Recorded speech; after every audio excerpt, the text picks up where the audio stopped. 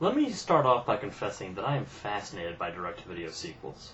I mean, their existence just intrigues the hell out of me. Some of them were intended for theatrical release, but the studio just lost faith in them.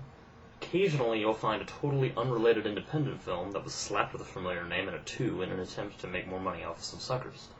But most of them fall into one of two categories. They're either well-intentioned follow-ups created as labors of love by a team hoping to provide fans with some further adventures on the cheap, or they're rehashed cash-ins connected only tenuously to the original film. Nowadays, it seems like everything can get a direct-to-video sequel. It doesn't matter if everybody hated the first one, or even if nobody bothered to see it. The theory seems to be that it's better to be recognized for a connection to a theatrical release, and I mean any theatrical release, than to fade into the woodwork as just another independent production that failed to reach theaters. So, direct-to-video sequels often have a certain stigma attached to them. People automatically assume that they're going to suck, and most of the time that assumption sadly proves to be true. But I mean, why? You know, it doesn't have to be the case. That's something that Universal Studios, at least, has done a great job of showing. Their Tremors franchise is obviously incredibly entertaining and very successful, despite every single one of the sequels having gone straight to VHS or DVD. They've also earned a ton of money off of American Pie spin-offs that I've never actually bothered with, and hey, you know, I'm always open to a good story in any medium.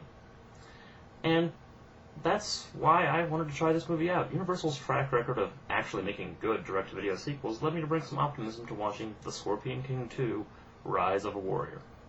Now, I'm an unabashed fan of the first film, which gave The Rock his first leading role, and turned out to be a goofy fun time in the tradition of the mummy flicks that it was spun off from. Obviously, The Rock isn't back for this sequel, and you're probably thinking, wait, is that guy supposed to be The Rock? Hell no, that's the villain played by Randy Couture, or Coder, or whatever. Couture? It doesn't matter. He gets top billing because apparently he's some kind of ultimate fighting champion. I don't know anything about that crap. So, okay, obviously the two girls aren't the lead character either, which means, yeah, it's that guy. The smallest person on the cover is the star of the movie. This is the teenage Matthias, played by Michael Capone, who was the team leader on Power Rangers Time Force and also had a major role on One Tree Hill. It's actually really inspired casting, because throughout the movie it's hard not to keep looking at him and thinking, damn, he really does look exactly like a young teeny bopper version of The Rock. I mean, he's not quite as good at doing the eyebrow thing, you know, but anyway, I digress. Rise of a Warrior tells the story of how Matthias learned to fight in his youth, all the while yearning for vengeance against the man who killed his father.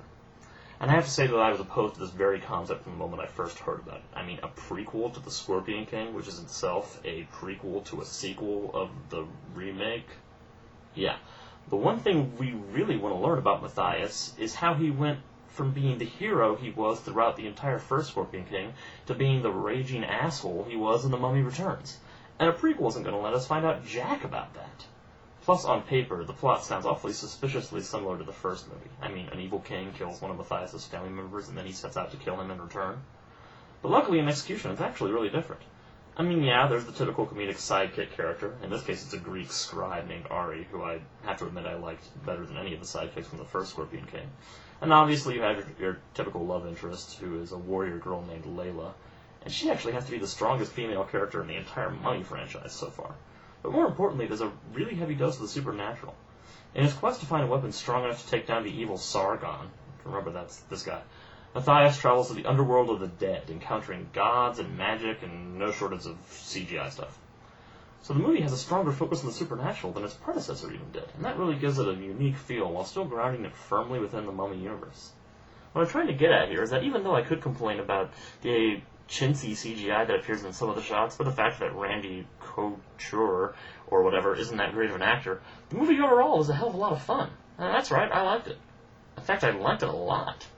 It's easily many times better than this summer's Mummy 3, and given the people working on it, maybe I shouldn't find that so surprising. After all, this was directed by Russell Macaulay, who also made such major successful films as the first Highlander and last year's Resident Evil Extinction. Even the music is done by Klaus Badelt, who did the first Pirates of the Caribbean, Constantine, TMNT, and many more major movies. And that proves that the behind-the-scenes talent was theatrical level all the way down to even the relatively minor crew members. Scorpion King 2 has numerous endearing characters, some awesome locations that lend an impressive scope for a flick of this size, and it really fits into the universe well. In fact, it even obliquely hints at Matthias' eventual villainous fate, which is something that the first movie didn't even bother to do. You can tell everybody involved had a lot of enthusiasm for the project, and it comes off even more when you watch the special features. They clearly gave it their all, and even though this was a direct-to-DVD movie, they didn't hold back, and the end product shines as a result. So, give it a shot sometime. You might be pleasantly surprised by this one.